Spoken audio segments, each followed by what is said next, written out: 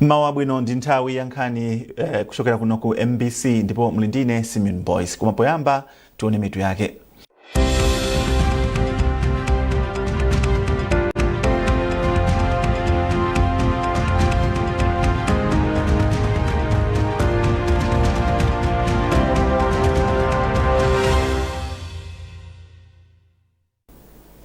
President wa dziko lino Dr. Lazarus Chakwera wakana pempho la mabungwe ndi makampani omwe amaona za mafuta a galimoto kuti akweze mtengo wa mafuta awa ndi 30%. Boma lati lilemba apolisi ambiri ndi cholinga chowonjezera chiwerengero cha apolisi mdziko muno. Ndipo ulimi wa fodya ukuyembekezeka kuchita bwino mdziko muno ngakhale panali mavuto omwe anabwera chifukwa cha ng'amba.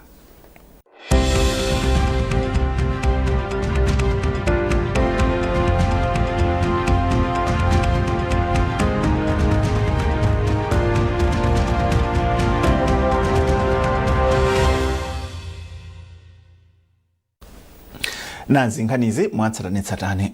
Mtsogoleri wa dziko lino Dr. Lazarus Chakwera wakana pempho la mabungwe ndi makampani omwe amagula komanso kutumiza mafuta a galimoto m'madera loti mtengo wa mafuta aukweze powonjezera ndalama yopitirira 30 kwacha pa 100 kwacha iliyonse kapena kuti 30%. Chikata chomwe atulutsa aku nyumba ya boma ati Dr. Chakwera m'malo mwake walamula makampaniwa kuti pakutha pa masiku awiri ngakhale akhale atathetsa zolepheretsa zomwe zikuwachititsa kuti asakwanitse kubweretsa mafuta a galimoto okwana malita 31 million otsika mtengo omwe boma linagula kudzera kunondomeko ya boma ndi boma linzake yomwe anatsogolera kuti dziko lithe kwanitsa kugula koma mafuta awa akanali mdziko la Tanzania. Wachiwiri kwa mtsogoleri wa dziko lino Dr. Michael Usi wapempha bungwe la atsogoleri azipembedzo la PAC kuti ligwire limodzi ntchito ndi boma pothetsa mavuto omwe amalawi akukumana nawo. Dr. Usi anena izi mu mzinda wa Lilongwe pomwe amakumana ndi akuluakulu a bungweli. Austin Fukula wadza ndi ripoti lomwe akuwerenga ndi Patrick Nambula.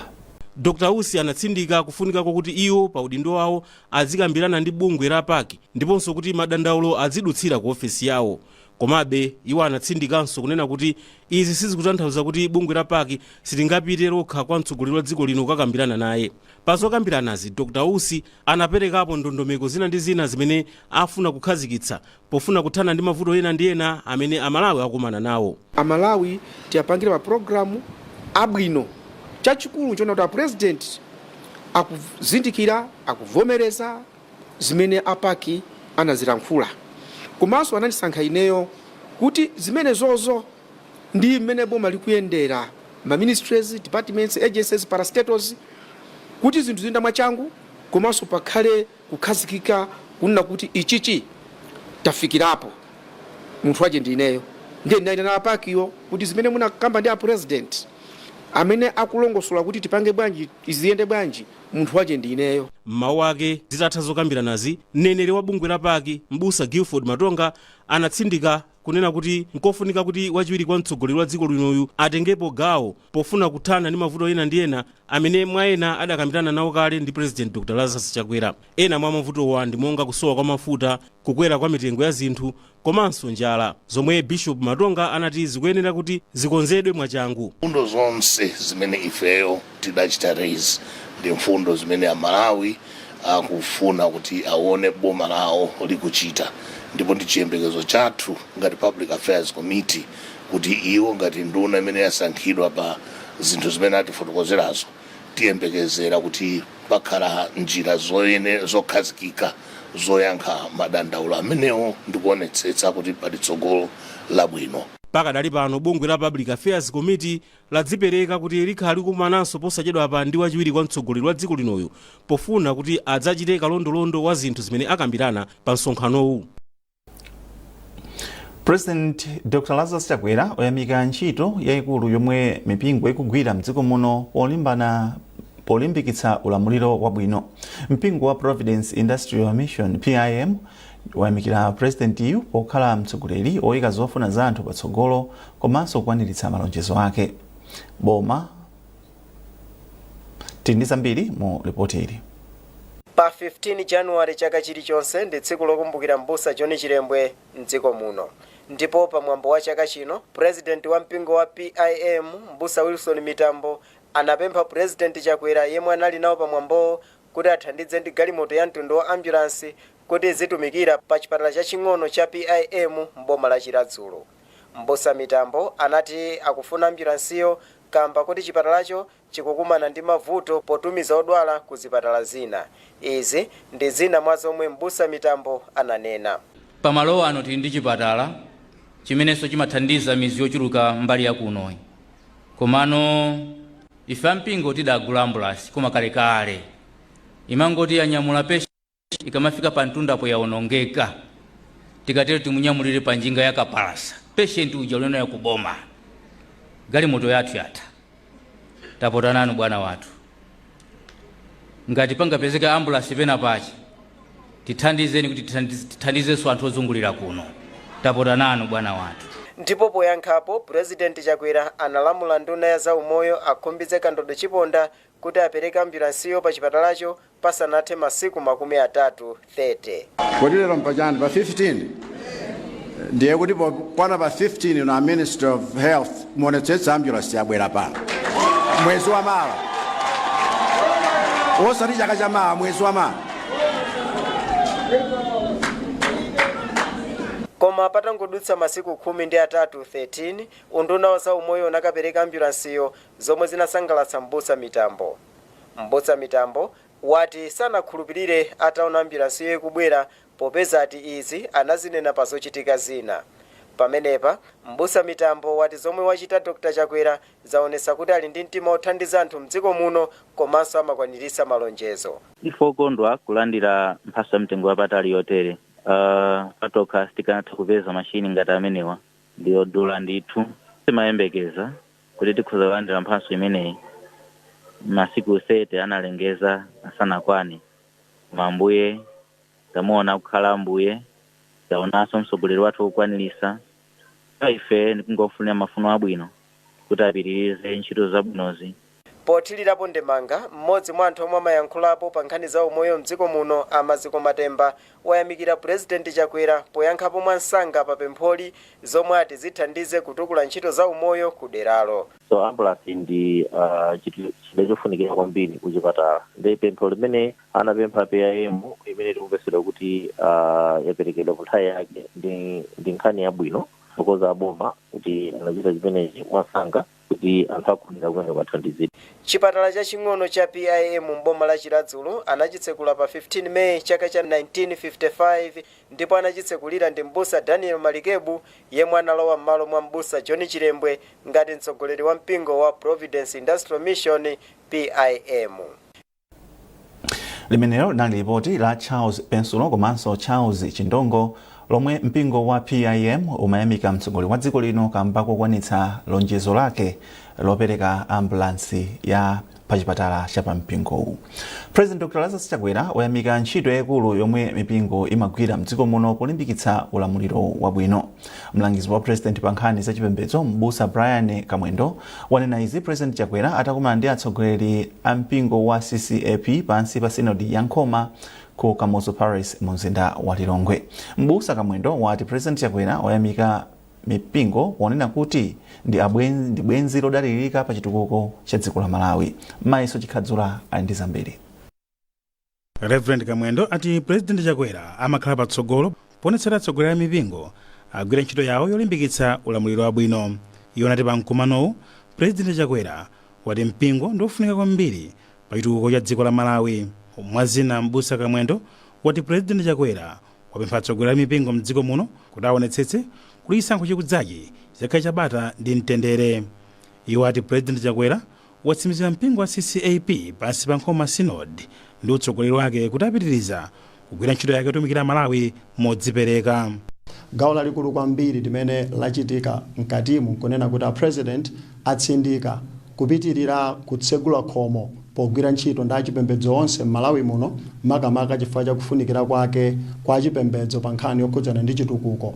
Komanso apitirirabe kwa apempha kunena kuti ngati muli ndi zina chonde pitirizani kukhala omasuka kadzindifikirani monga nimachitira chaka chatha zaka zambuyomu ndipitirirabe kuchitira momwemo ndi cholinga choti tiyendere limodzi chifukwa uphungu upangiri wa chipembedzo ngofunika kwambiri ngakhale kwa mtsogoleri wa dziko pamene akuyendetsa dzikoli.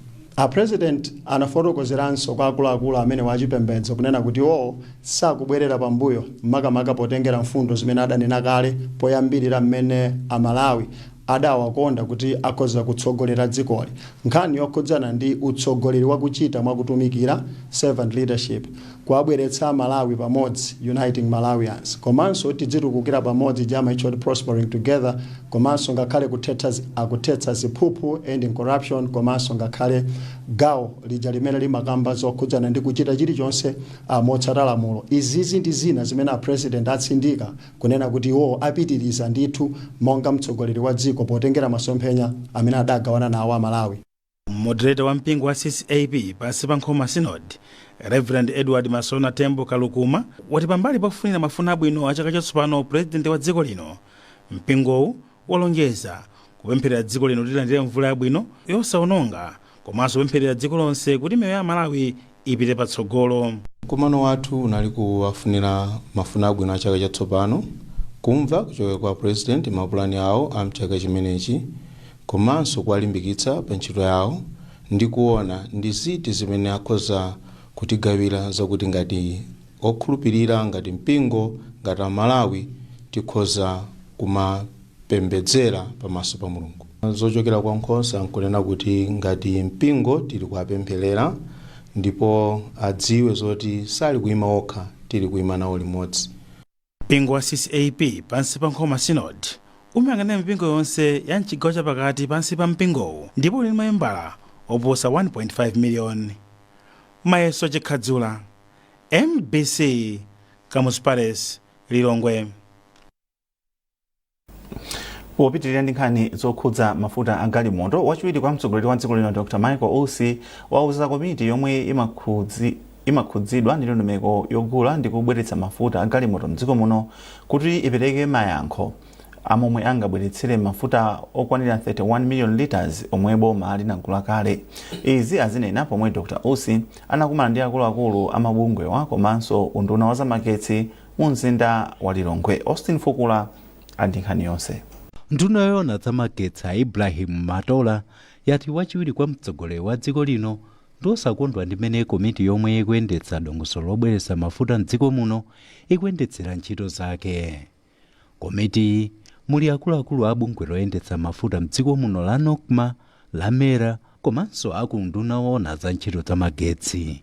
Amatola ati boma linagula kale mafuta malita okwana 51 million kudzera mu ndondomeko ya boma ndi boma yogulira mafuta, koma malita okwana 31 million adakali ku doko la Tanga mdziko la Tanzania. President sakukondwera nazo zimene zikuchitikazi, ndiye a vice president adayitana mkumano umenewu kuti akumera akunokuma ndi kunduna kwanga alongosole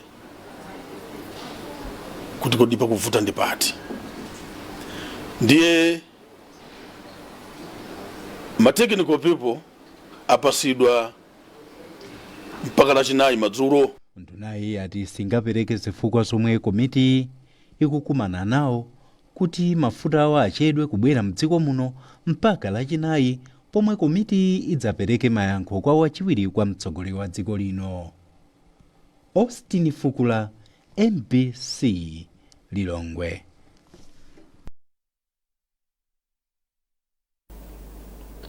Unduna ona za chitetezo cha mdziko wati boma lilemba apolisi ambiri ndi cholinga chowonjezera chiwerengero cha apolisi mdziko muno. Nduna ya mundunawu a Ezekiel Chingoma anena izi pomwe amakumana ndi akuluakulu a apolisi komanso kuyendera zina mu ofesi za polisi ku area 30 mu mzinda wa Lilongwe. Zambiri mu ripoti la Madalitso Muhango. Polankhula pomwe amayendera ofesi za polisi ku area 30 mu mzinda wa Lilongwe, nduna yoona za chitetezo cha mdziko a Ezekiel Chingoma anatsindika kufunika kokhala ndi chitetezo chokwanira mdziko ponena kuti chimathandizira pa chitukuko cha dziko. Aching'oma anaonjezera kuti boma lilemba ntchito apolisi owonjezera ndi cholinga chofuna kukweza chiwerengero cha apolisi mdziko muno. Padakali pano wapolisi mmodzi amateteza anthu 1070 zomwe akuti ndi zosagwirizana ndi ndondomeko yomwe bungwe la United Nations linayika kuti wapolisi mmodzi aziteteza anthu 500. Ndunayi kenako inayamikira apolisi mdziko muno pogwira ntchito modzipereka pa ntchito yolimbana ndi mchitidwe wa umbava ndi umbanda. Maofisa zathu amene tili nawo tikafanizira ndi anthu amene akuyenekera kutetezedwa pakuoneka kuti pali gapu yaikulu kwambiri. Ndipo ndimene nafotokozera muja kuti ngati boma sitingapange lero ndi mawa koma tikuyenekerabe kuti tikhale tikuonjezerabe maofisa athu kuti gapu imeneyi ichepe. Ikachepa ndiye kuti chitetezo chija chikhala kuti chikukwerera. Pambali pokumana ndi akuluakulu a polisi, aching'oma anayenderanso wailesi ya apolisi pofuna kuona momwe apolisi akugwira ntchito yawo yofalitsa mauthenga kwa anthu. Madalitso Muhango, MBC Lilongwe. Nkhanizi zikufikani kuchokera kuno ku MBC 10 tionenso mitu yake. President wa dziko lino wakana pempho la mabungwe ndi makampani omwe amaona za mafuta a galimoto kuti akweze mtengo wa mafuta awa ndi 30%. Boma lati lilemba apolisi owonjezera ndi cholinga chofuna kulimbikitsa ntchito za chitetezo mdziko muno. Ndipo ulimi wa fodya kuyembekezeka kuchita bwino mdziko muno ngakhale dziko lino linakhudzidwa ndi ng'amba.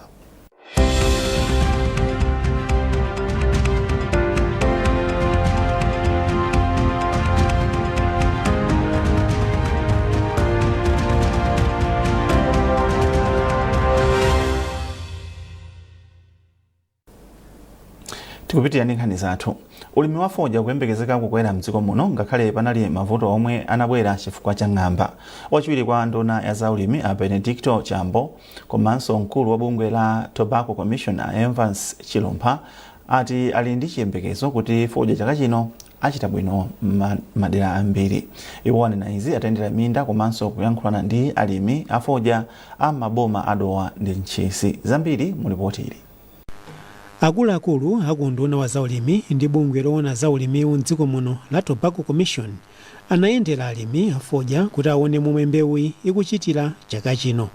Wachiwiri kwa nduna ya zaulimi a Benedicto Chambo anati momwe zikuonekera m'minda yambiri fodya achita bwino ngakhale madera ena anakhudzidwa ndi ng'amba. Achambo alimbikitsa alimi a fodya kuti atsatire njira zatsopano zolimira mbewu kudzera mu mgwirizano ndi mabungwe ena kuti adzipeza phindu lokwanira mu ulimiwu. Iwo anati kudzera mu ulimi wa nthirira mbewu imachita bwino kwambiri ndipo fodya wambiri amapita pa nsika ndi magredi abwino. Mlimi uja tamuona anathirira fodya anayamba kuthirira anazala ndi kumazi wothirira fodya wake akuoneka kuti akusiyanabe ndi fodya amene tikumuonayo amene alimenawo azala chifukwa kuonesa kuti panopa lini nthawi fodya kakuoneka kuti sana kuoneka ndipo ichichi ndikuona ngati kuti ifeyo ngati boma tipereke ulangizo wakulu kuti anthuwa atha kumathirira ulimi wothirira fodya kuti achite bwino. Nthawi zambiri timangoona ngati magiriki amene ali ndi mafamu awo maestate akuluakulu akuthirira koma lero ndaona ndithu kudowa kucha kuti ulimi wothirira ungayambe bwino kwina kumapitiza ndi mvula.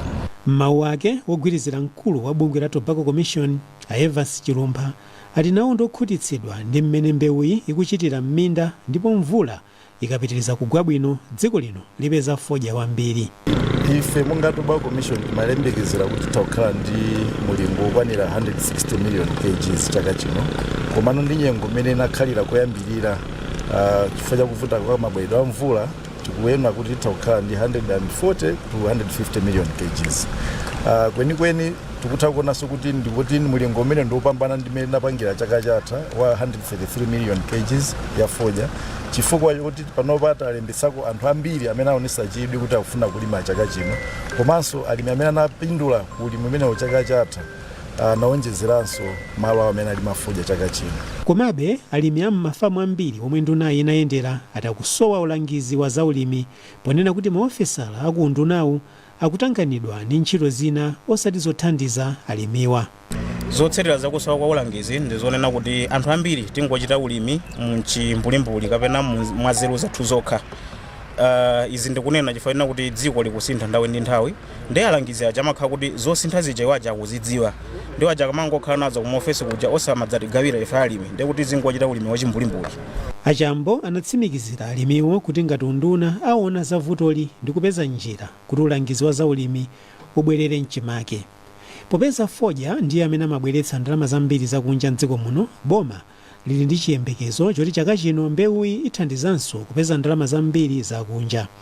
Chaka chatha dziko la Malawi linapeza ndalama zokwana 395 miliyoni za dziko la America kudzera ku fodya, zomwe ndi ndalama zoposa 694 biliyoni kwacha. McDonald Chiwayula, MBC Lilongwe. Nduna ya zaumoyo akhumbize kandodo chiponda yayamikira bungwe la Patriots popereka zipangizo za chipatala zapamwamba mzipatala zosiyanasiyana za mdziko muno. Poyankhula pa chipatala chachikulu cha Mzuzu atatha kulandira zipangizozi m'malo mwa boma, Mayi Kandodo anapempha anthu ndi mabungwe ena akufuna kwabwino kuti agwirane manja ndi boma poonetsa kuti anthu a mzipatala za mdziko muno akulandira thandizo lokwanira. Chimwemwe Milulu andi zambiri. Chipatala cha Mzuzu Central ndi chachisanu kulandira zipangizo zapamwamba zomwe bungwe la Patriots ili kupereka mzipatala zosiyanasiyana mdziko muno.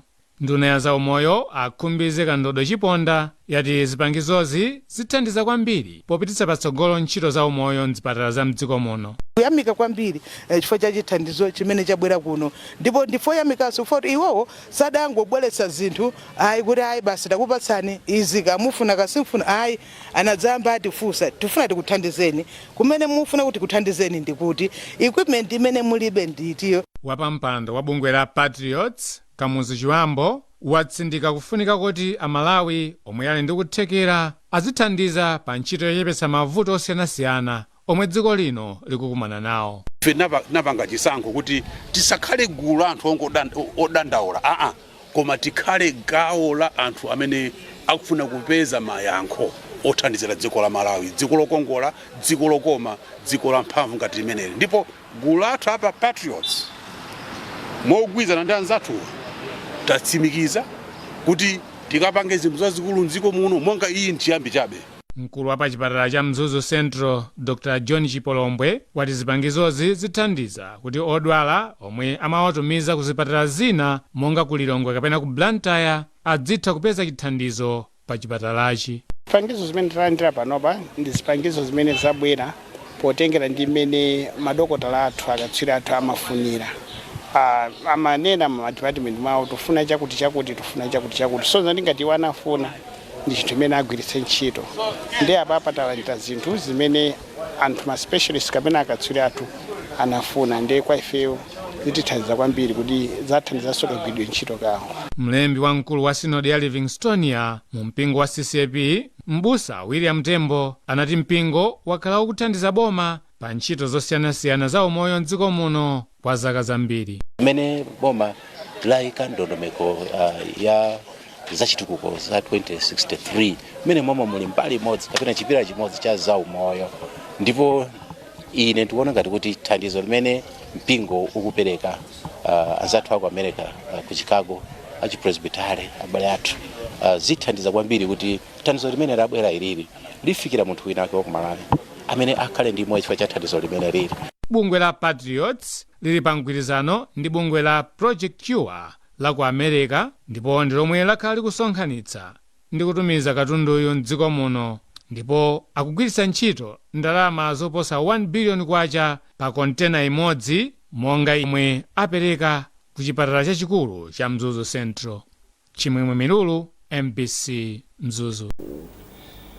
Wapampando wa chipani cha Malawi Congress kumpoto chakumwera a Joseph Chavula apempha anthu omwe apikisane nawo pa maudindo a uphungu wa madera kapena ukhansala pa chisankho cha chipulula chomwe chipani chichititse kuti apewe ndale zotonzana m'malo mwake abweretse poyera mfundo zogwirika zoti anthu azitsate. Iwo amalankhula izi ku Mzuzu pa msonkhano omwe analengeza kuti chisankho cha chipulula ku Mzuzu chichitika mwezi uno, ndipo madera omwe kulikale phungu wa MCP chichitika mu April. Iwo akufotokoza zambiri. National Executive Committee itakumana mwezi uno inapereka chisogozo pa nkhani ya masankho achipulula mu chipani cha Malawi Congress Party. Ndipo direction imene apereka inaona kuti ma primaries achitike kuyambira mwezi wa February. Mkatikati mwa February ma primaries ayambe kuchitika. Koma tikhala ndi ma phase awiri. Phase 1 ikhala ya ma constituencies okhawo kumene kulibe ma sitting members of parliament athu ngati chipani. Phase 2 izachitike kuyambira mkatikati mwa April. Awowo ndi ma constituencies amene ali ndi sitting MP watu wa Malawi Congress Party. So uthengawo ndimene ndinabweresa kuno ngati ku Mzuzu district kuti National Executive Committee yapereka chisogozo ndipo tikona tiyende mmene talamulidwa kuti tiyendere nkhani yoyambira imene yoyo. Nkhani yachiwiri ifeyo ngati chipani sitimakhulupirira ziwawa ngati zipani zinazi chifukwa ifeyo we are organized, we are confident, and tindi msogoleri amene aliwopa Mulungu, msogoleri amene is a true democrat. Timakhulupirira ndale zosanyozana, ndale based on my issues. That's why tizagwina masankho. Now Achakwera akunena kuti ndale tisapange zonyozana. Ndiye uthengawo ndimene nabweresaso kuno kuti mukamapanga ndalezi ndi zamkatikati. Tufuna tisankhe oyimirira ngati ma members of parliament, komanso oyimirira ngati ma councillors amkatikati. Ndiye onse amene akupikisana ndi Malawi Congress Party. Ndiye kuti ndife ana abanja limodzi.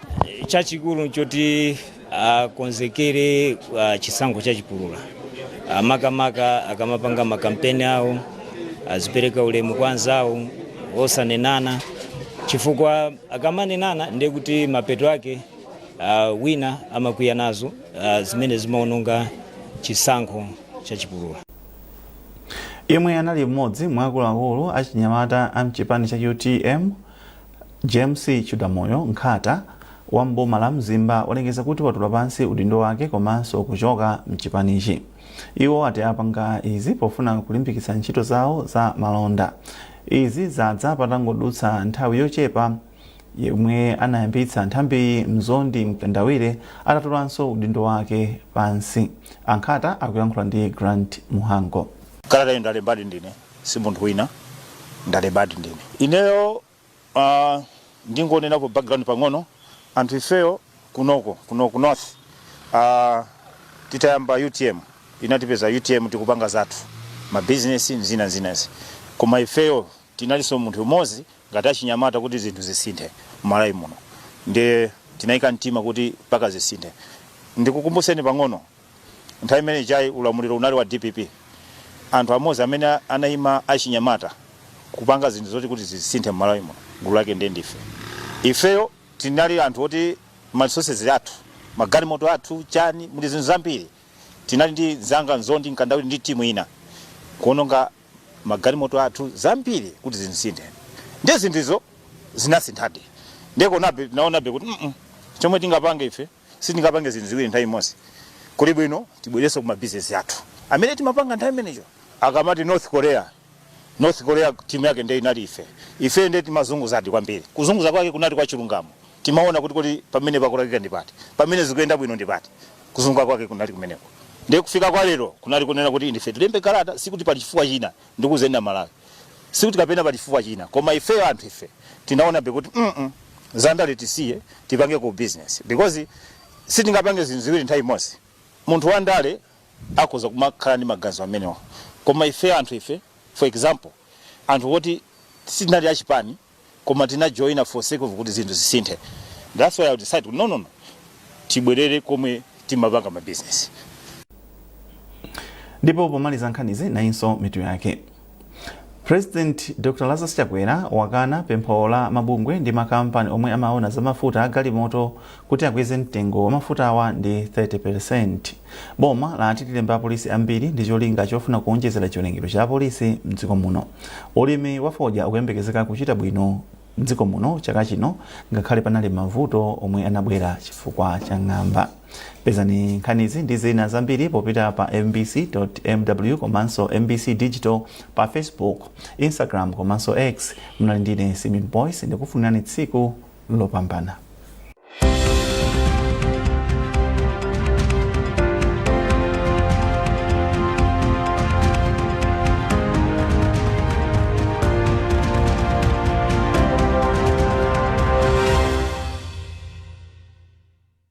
From the 28th of January 2025, the new MBC experience begins on MBC TV1 and love for MBC2 on the go flourish. Get connected on the following new channels. On DSTV, MBC TV1 is on channel 268. MBC2 on the go is on channel 269. And on Go TV, MBC TV1 is on channel 15. MBC2 on the go, channel 16. Enjoy.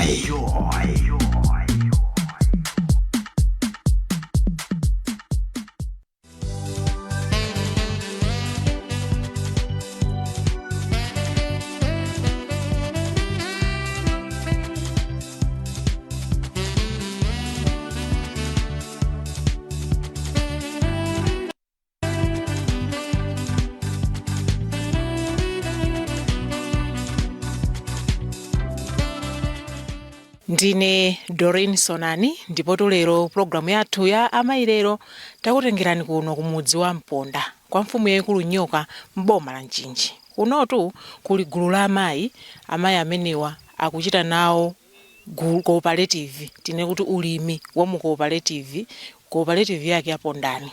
Ndiye timafuna timve kuti kodi kumuno kumudzi zimayenda bwanji, amayiwa akuchita zotani kumbali ya macooperative, miyoyo yawo ikusintha motani kuti mwina tikhoza kuphunzirako ziwiri zitatu. Takhalani pomwepo.